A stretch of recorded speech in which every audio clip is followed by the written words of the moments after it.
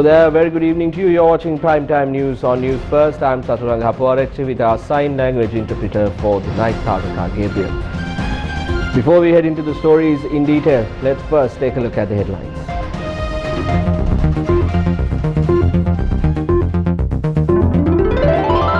Interprovincial travel suspended for a period of 2 weeks from midnight tonight. Possession of the vaccination card to prove full vaccination to be inspected from the 15th of September when visiting public places. Pay special attention to citizens above 60 years and those with chronic diseases. President instructs officials.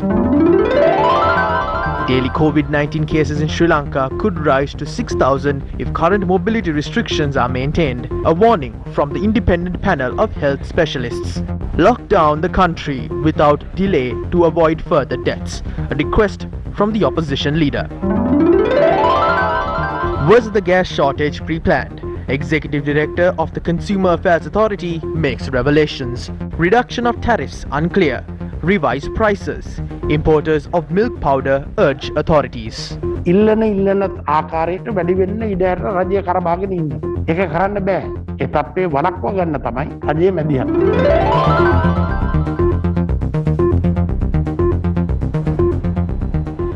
On to those stories in detail now.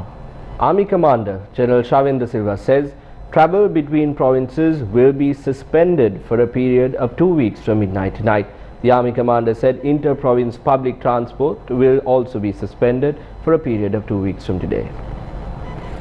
He said during that period, only essential services will be permitted to operate between provinces, while permission will be granted for those working in the health sector, ports, airports and agriculture services. The Army Commander further added that the heads of institutions can decide on the number of employees required to be summoned to work. Staff of private firms should be summoned to work in accordance with health guidelines, taking into account the space available at the workplace.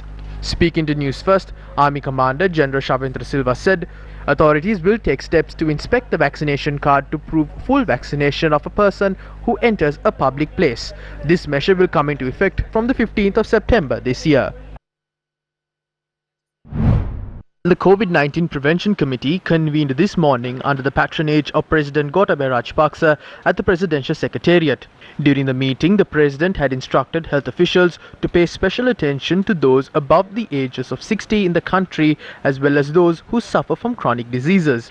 According to a statement from the President's Media Division, a majority of the recent deaths were reported from the Western Province and a large number of those deaths were those over the age of 60.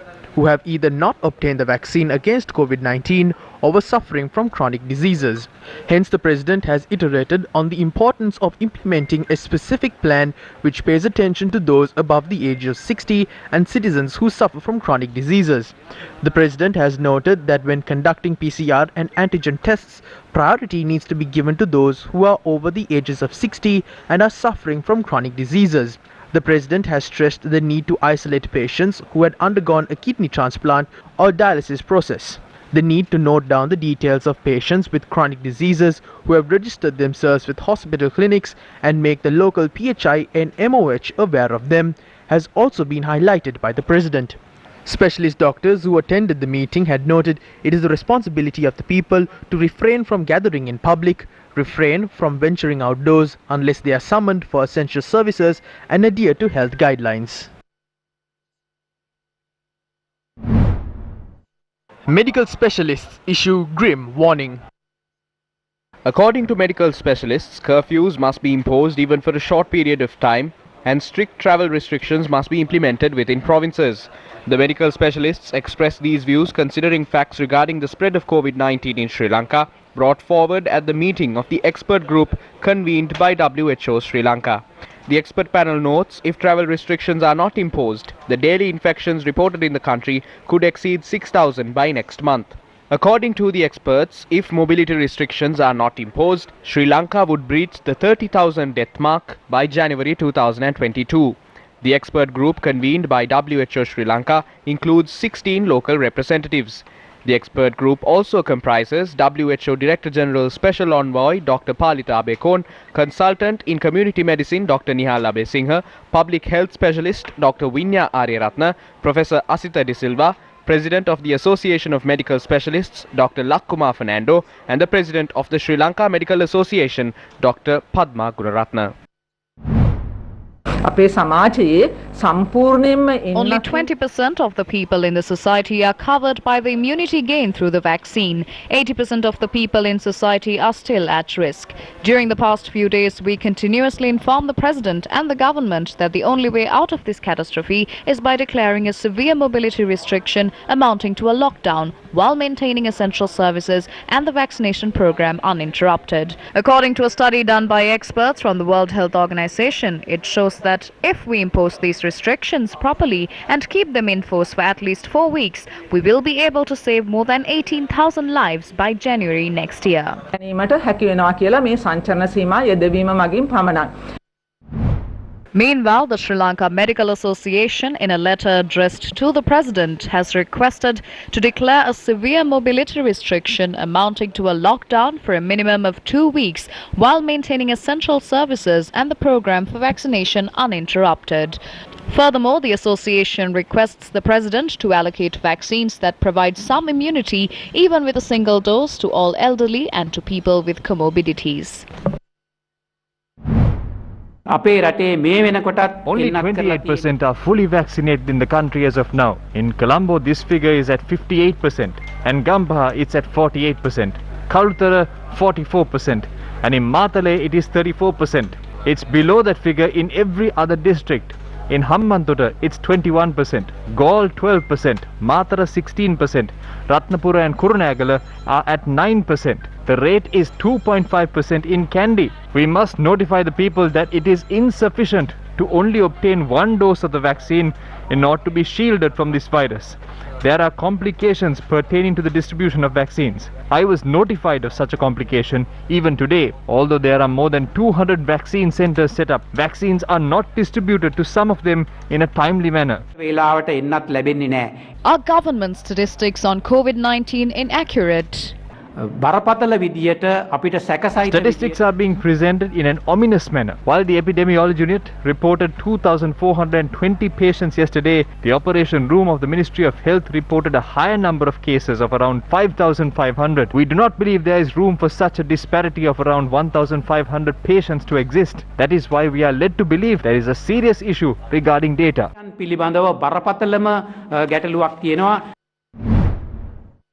Why were shops in certain cities closed?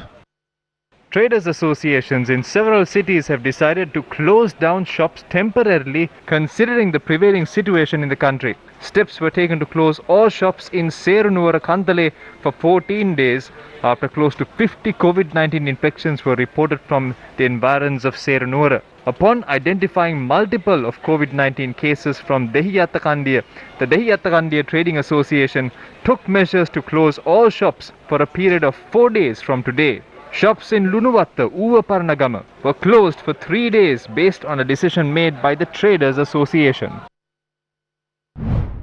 A lobby against the data pertaining to COVID-19 patients being reported from the country has arisen at present. We have our reservations on the number of COVID-19 patients being reported from the country. We do not know if they are accurate. When we take the number of infected patients recorded from the Gampha district yesterday, the figure stands at 35. We cannot accept this statistic. The people will only grasp the ground reality if accurate statistics are presented.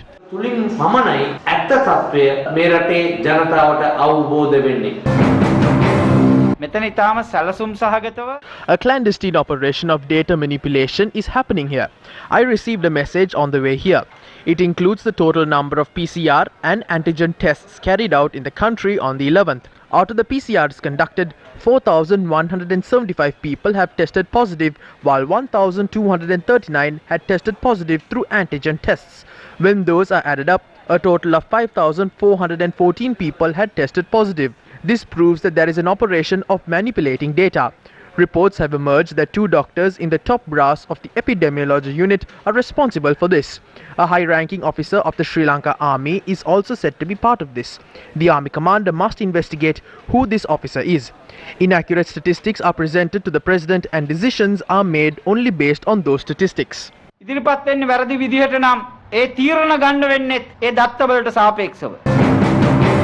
ඉතින් වැරදි දත්ත දුන්නා කියලා තමයි. Sudat Samaraveera was removed for presenting false statistics. The inaccurate statistics was that 111 deaths had been reported. The president claimed this was inaccurate and those deaths had occurred over several months. The next day, Sudat Samaraveera was transferred. What is the government that hid the details of 8,900 patients saying now? The government claims that only 35 cases were recorded from the Gampaha district on the 12th of August. However, 700 to 800 patients are reported from that district. Can COVID-19 be curtailed by doctoring statistics in this manner? බොරු කරන හොර කරන රටකට corona මර්ධනය කරන්න පුළුවන්ද? දත්තවල විශාල වෙනසක් කිරීමක්. There isn't a large disparity. There may be delays in certain cases being reported. At times, the same data is recorded twice. This confusion has occurred owing to such reasons. At first, the epidemiology unit obtained PCR reports from a limited number of laboratories. By today, it is much more complex because rapid antigen tests are conducted even at smaller hospitals. These details are directed to the epidemiology unit at around 6 or 7 every evening. In most instances, this data is filtered to improve accuracy until 1 or 2 in the morning. Therefore, there may be a delay when data is recorded from a provincial level. However, the total caseload has never been outdated. Even the delayed statistics are added up to the caseload and has been updated. ප්‍රමාද වී එන ඒවත් අපි මුළු එකතුවට දැන් එකතු කරලා ඒ මේ සියලුම දේ නිවැරදි කරලා තියෙනවා. How can one protect him or herself from the virus? Most people feared this virus during its onset. All surfaces were cleaned. If someone uses an ATM and subsequently tests positive, his entire village is directed to quarantine. The time is right for those ideas to be forgotten. This virus spreads through the mouth and nose. The virus spreads through your mouth and is inhaled through your nose. Make sure your mouth and nose is covered. Masks should be worn properly. හලවඩක් නෑ නාහෙත් හොඳට තද කරලා වෙසාගත යුතුයි. අද හෝ හෙට මේ රට වැසිය යුතුයි කියන තැනද නැත්නම් තව කලක් පවත්වාගෙන යා යුතුයිද? අරලා කියන්න ඕන කියන කතාවද ඔහුගේ සමස්ත මතය. මේ මොහොතේ ඔබතුමා කතා කරන මේ මොහොතේ මේ මොහොතේ කියන්න තියෙන්නේ. Specialists have recommended both options. At this moment in time, one party is of the view that there is no other alternative but to lock down. The other group says a lockdown will be ineffective because the same situation will arise once the country is reopened. Hence, they have prioritized the economy of the country and also taken into consideration the well-being of daily wage earners. If restrictions are imposed in a staggered manner, we will not have an economy left to remunerate monthly wage earners. The final decision must be made. Taking into account all of these factors, we have given recommendations that support both decisions. තීරණය ගන්න වෙලා තියෙන්නේ දෙපැත්තටම අපිට තියෙනවා උපදෙස් ලබා දෙනවා. යම් යම් අවස්ථාවලදී අපිටත් ගැටලුකාරී තත්ත්වයන් ඇති වෙනවා මේ සංඛ්‍යා ලේඛන. Even we have certain reservations regarding these statistics, and now it has been revealed that there are certain errors made in providing COVID figures of the Gampaha district and some other areas. We have a right to know the true figures. By knowing these true figures, we will be able to find a solution to this issue together while keeping away party politics. But if you follow myths, this entire nation will be in despair. Today we implemented a very important program. Under this, we will establish a special fund. We will call it the Samagi Jana Balawegaya Fund. Parliamentarians of our party will contribute to this fund from their personal salaries. Using these funds, we expect to supply medical equipment needed for hospitals in the country. How can we control these numbers of infections and fatalities? I think now the government has to decide whether it is the economy or oxygen. Our suggestion here is to declare a severe mobility restriction amounting to a lockdown or a shutdown for a small period and control this infection and deaths caused by it. Even the experts have already suggested these moves. How many more deaths should occur to impose a lockdown? I don't think a person with a heart can bear the sight of death. Some factions in this country are using this pandemic for their gains. Therefore, we urge the government to strengthen the ongoing vaccination drive and to be ready with a third dose. Because in case if the vaccines do not react enough to the Delta variant, we will have to administer the third dose to the people. යන ක්‍රියාවලිය හරියන්නේ නැත්නම් රටේ ජනතාවට තුන්වෙනි මාත්‍රාවත් ලබා දෙන්න සිද්ධ වෙයි. මේ රටේ මිනිස් ජීවිතත් එක්ක. Stop gambling with the lives of the people. It is our relatives, mothers, fathers and citizens who are dying. Even though they are just numbers for them, these are the lives of innocent people. We urge the government to make decisions according to the health guidelines given by the health authorities. This nation and its people are not owned by one person. They are toying with the lives of our citizens. Decisions must be made considering the health guidelines. Addressing a letter to the President, ruling party parliamentarian Dr. Vijayadasa Rajapaksa has pointed out that none of the specialist doctors who took the lead in successfully curbing the first wave of the COVID-19 pandemic were present at the Ministry of Health when the second wave hit. He stressed that this resulted in the country losing the battle against COVID-19. Vijayadasa Rajapaksa went on to highlight the consequences of bringing down tourists from Ukraine to the country when the pandemic had reached a catastrophic level in Ukraine and was also spreading rapidly in Sri Lanka. He pointed out that the President's relative brought the concept of biobubbles to the country. Vijayadasa Rajapaksa says that when medical specialists had recommended that the country be closed down on the 15th of October last year, the country was only closed down on the 26th of October after the 20th Amendment to the Constitution was passed in Parliament. In his letter, he pointed out that there was a delay of 11 days as a result.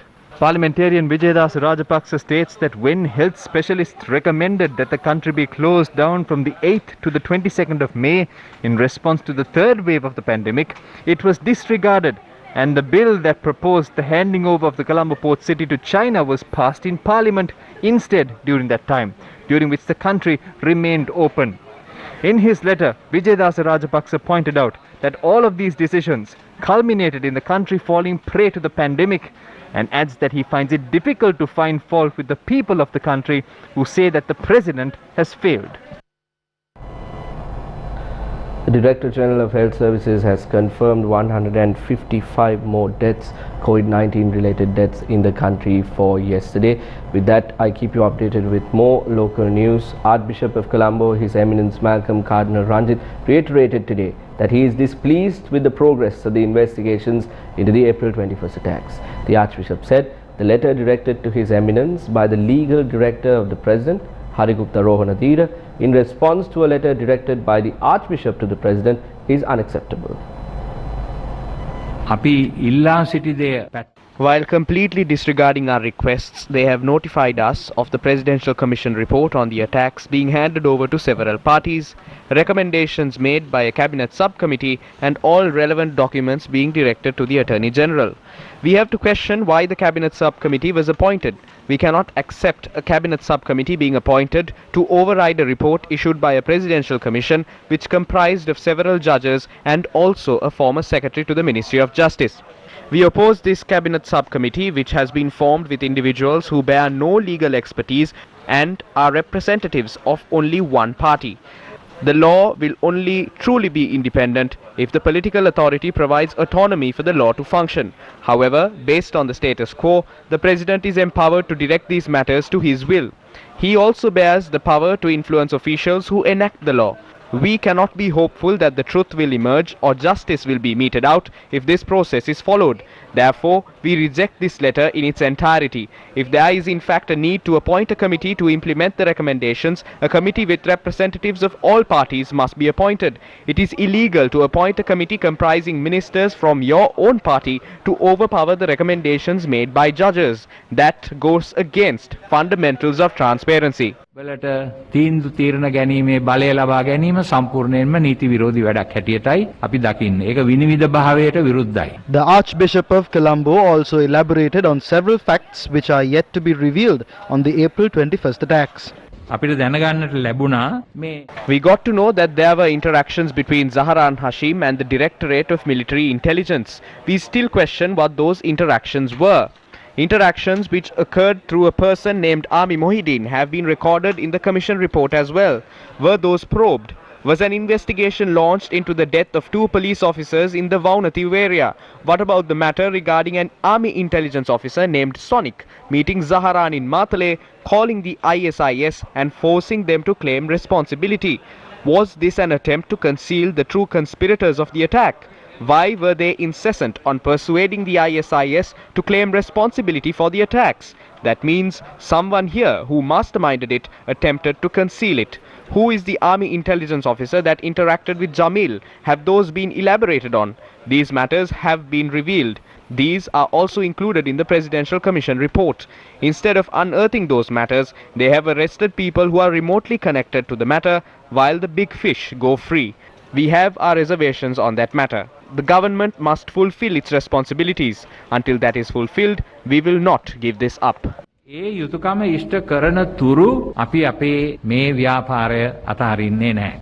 The Archbishop further said action will be taken to express their dissent until justice is meted out. වසංගත තත්ත්වයට කාවක්වත් We will not organize demonstrations putting the lives of people at risk during this pandemic. However, we urge everyone to hoist a black flag on Saturday the 21st of this month at every household. Why is that? Because we oppose sweeping investigations into this matter under the carpet and also undue influences exerted on personnel responsible to probe this matter. Further, we have to force the authorities to change their trajectory because they are insensitive to the woes of the people, burdening the masses each day.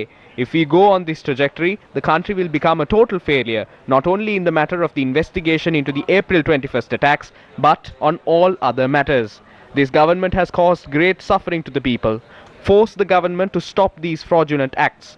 Rally to enact one law of the land with an affection towards the country. A country cannot be governed by making different decisions on subsequent days. Therefore, let us show our leaders that this path is wrong by raising a black flag at our homes, religious places, shops and workplaces. වල කළු කොඩියක් ඔසවා අපි මේ යන ගමන හරි නෑ කියන එක අපේ නායකයන්ට පෙන්වලා සිටිමු. With that, let's cross over to a quick commercial break. More news on the other side. Bellboy's got you covered. Download Bellboy today to get all your household appliance fixing and repairs done. Now available on Android and iOS. Welcome back to the news. Up next is Crime Watch. An unidentified group has vandalized the shop located in the Kalviyankadu Adiyapadam area in Jaffna. CCTV cameras captured the way how motorcyclists damaged the shop. The attack took place at around 6:40 in the evening yesterday. No person was injured in the incident and Kopai police have commenced further investigations into the matter. Attacks of such nature were reported from time to time in the Jaffna area. Two houses in the Kokkoville area in Jaffna were also attacked on the 3rd of June. 4 people were hospitalized following this incident. Meanwhile, on the same day, 2 houses in the Punari Mattadi area in Jaffna were attacked by a group carrying swords. Now, the general public of our country have been battered by 2 main issues at present. One is the gas cylinder issue and the other is the unavailability of milk powder in the country. While we at News First have been constantly covering the issue with regard to gas cylinders and milk powder in the country, we raise questions as to whether this issue has subsided as of yet. Now, has the issue surrounding the milk powder crisis in the country resolved? The issue surrounding milk powder has not seen an end as yet. Long queues to obtain milk powder were seen in Nugegoda today. It would be more favourable if it is sold for the regular price. Because of the tax imposed on milk powder, ordinary people who find it difficult to make ends meet are heavily burdened.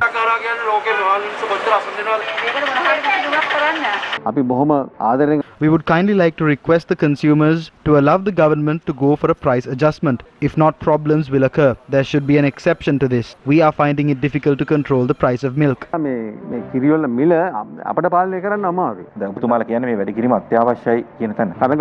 I regret saying this, but yes, it is necessary. If you do the calculations, you will understand this logic.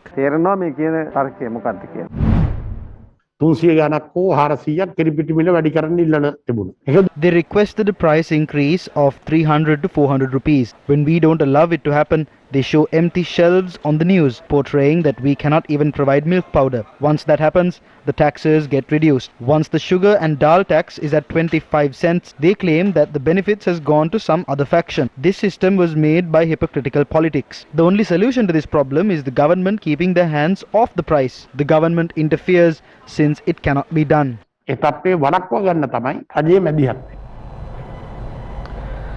While the blame game continues, there has been an issue surrounding the gas cylinders and the gas shortage in the country as well. Now, there was a decision taken yesterday by the government to allow the increase of LAF's gas cylinders in the country. Has this decision yielded any results with regard to a solution on the gas price? Let's have a look. Consumers continue to face hardships in purchasing gas cylinders today as well. It was reported that customers even tried to hand over the yellow color empty laugh gas cylinder by painting it in blue paint in order to get a new gas cylinder. Although the Litro Gas Company continued their gas supply to the market, it did not meet the market demand.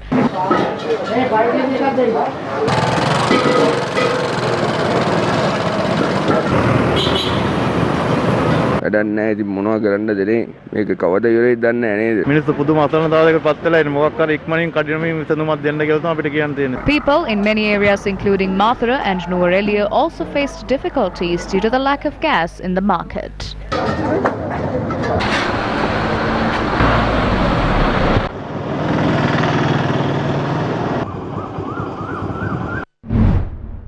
Gas Miller සමාගම් විසින් There won't be a problem if we increase the price of gas as soon as the gas companies request it. There won't be a shortage of milk powder if its price was increased. The blame will be on us if we stand up for the consumer, since the Laughs company has been requesting a price hike for 6 months. In order to avoid bankruptcy, that company has stopped importing gas. We must identify the reality of the world. We have controlled everything we as a government have control over. රජයට පාලනය කළ හැකි දේවල් තියෙනවා. ඒවා අපි සියල්ල පාලනය කරලා තියෙනවා. The executive director of the Consumer Affairs Authority, Thushan Gunawardena, made a revelation on the gas shortage during the Mouth program aired last night. There are only 2 gas companies. They could have done this. When there is a gas shortage, they blame the CAA and said we are not allowing the price to be hiked. There is nothing the CAA can do. Dollar පිළිබඳ විදේශ විනිමය පිළිබඳ අර්බුදේ නෙමෙයිද මෙතන තියෙන්නේ. ඔබතුමා කියනවා සමාගම් දෙක කතා කරලා තමයි මේ වැඩේ තීරණය කරන්න කියලා. එහෙම වෙන්න ඕන කියලා මම කියන්නේ මොකද මේ I believe it so.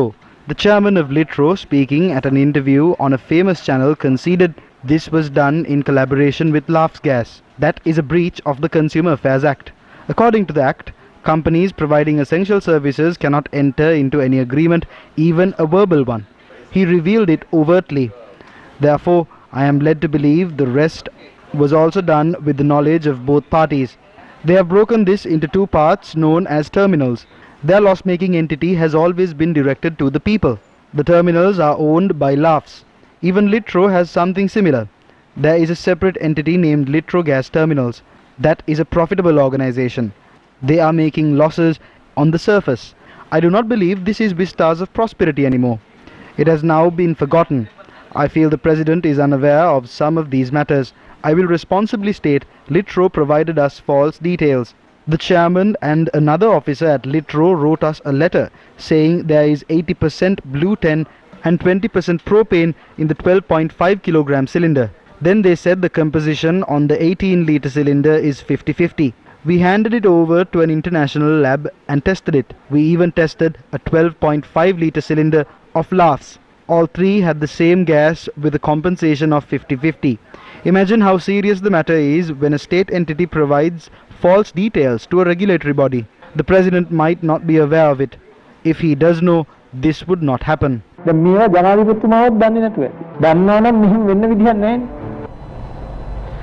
While that is the situation surrounding the gas cylinder crisis in the country as well as the milk powder issue, I now draw your attention to some economic related news. Chairman of the Bank of Ceylon, Kanchana Ratwatta, said that as the global pandemic had caused direct impact on the national economy, BOC had felt the need to come forward and help revive the economy. Kanchana Ratwatta said, quote, "We have a choice of not supporting the economy at this point and let things move on as they are, but we have made the difficult choice." End quote.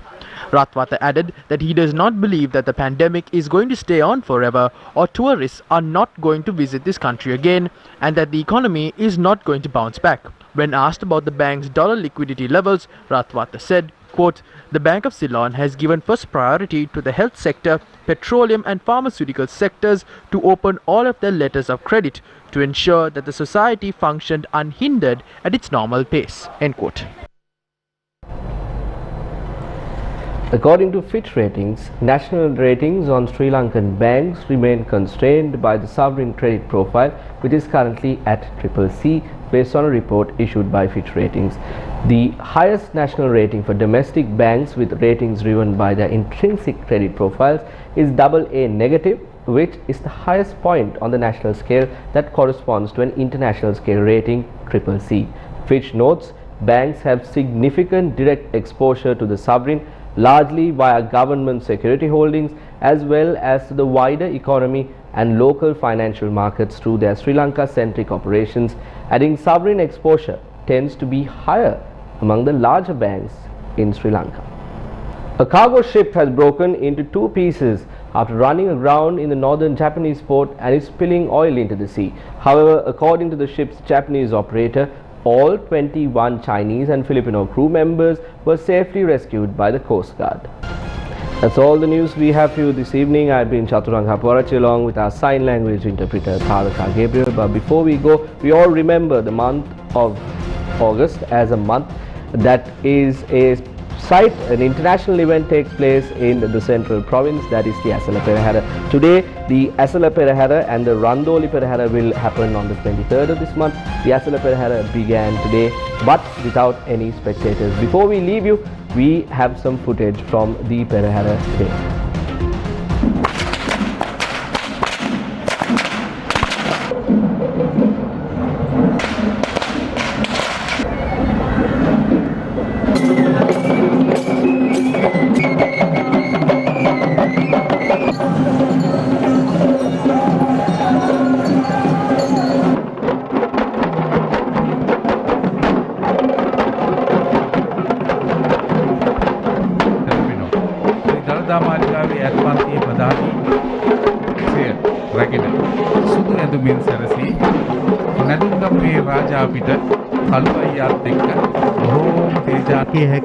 සුවිශේෂත්වය තමයි චාම් ඇඳුමෙන් සැරසුණු නර්තන